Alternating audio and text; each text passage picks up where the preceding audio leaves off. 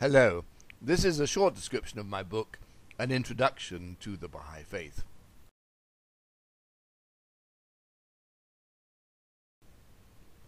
Published in 2008 by Cambridge University Press, this is a short academic introduction to the Baha'i Faith, aimed at students of comparative religion. I have divided the material into three sections. Part 1 provides a brief history of the Baha'i Faith, starting with the Baha'i movement in mid-19th century Iran, and then continuing through the rise of the Baha'i Faith under its prophet founder Baha'u'llah, and the periods of leadership of Baha'u'llah's eldest son, Abdul-Baha, from 1892 to 1921, and then Shoghi Effendi, from 1922 until 1957, and finally the Universal House of Justice from 1963 onwards.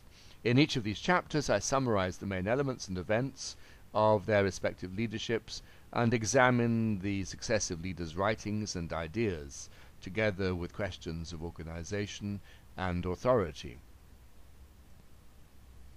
One developing theme which I return to in Chapter 6 is the gradual expansion of the Baha'i Faith. Starting as a religious movement almost exclusively amongst Persian Shiites, the faith has progressively expanded to other parts of the Middle East, and then to India, Russian Central Asia, America and Europe, and finally the whole world.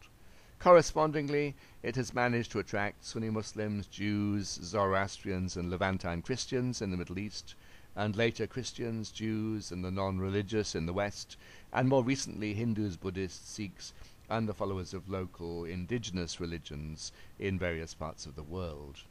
It now claims to be a small-scale world religion in its own right, with Baha'is established in every country in the world, and with a total global membership generally reckoned to be at least 5 million people. In the second part of the book, I turn to questions of Baha'i belief, looking first at the major Baha'i texts and their authority as sources for Baha'i belief and practice. I then examine 4 substantive areas of Baha'i belief. First, the idea of divine knowledge and guidance, including the Baha'i concept of God and the distinctively Baha'i doctrine of the manifestations of God, a series of divine messengers, including the founders of most of the major world religions.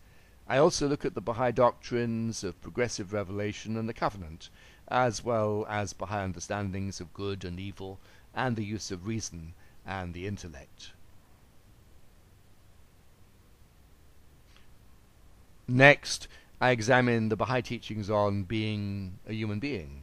This includes summaries of the Baha'i notions of the soul and the importance of spiritual education, the nature of suffering, death, and the afterlife, and of the importance of rationalism.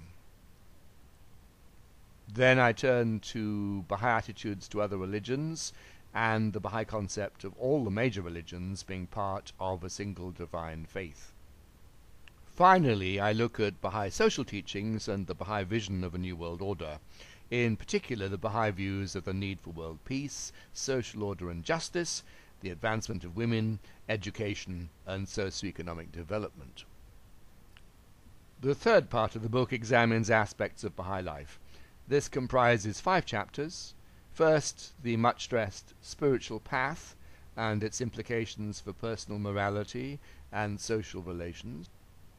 Then issues connected with membership of the Baha'i community and the application of Baha'i law in such areas as prayer, fasting, marriage, family life, burial, and involvement in public life. Next, the structure and functioning of the Baha'i administrative system, including the principle of consultation.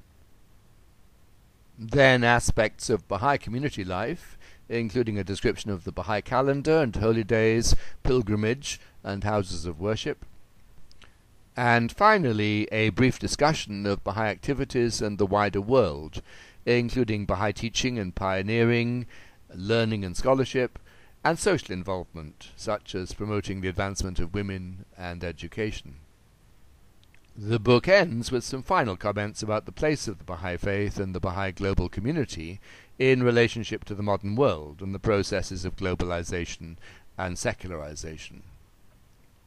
The book also includes a select bibliography. It should perhaps be emphasized that this book is a contribution to the academic study of the Baha'i Faith and represents my own personal understanding of its development. I will include in the notes below the video some references to useful official Baha'i websites, together with details of the Cambridge website for this book and of the Facebook page for my videos, which you can click like on if you want to receive updates for further videos.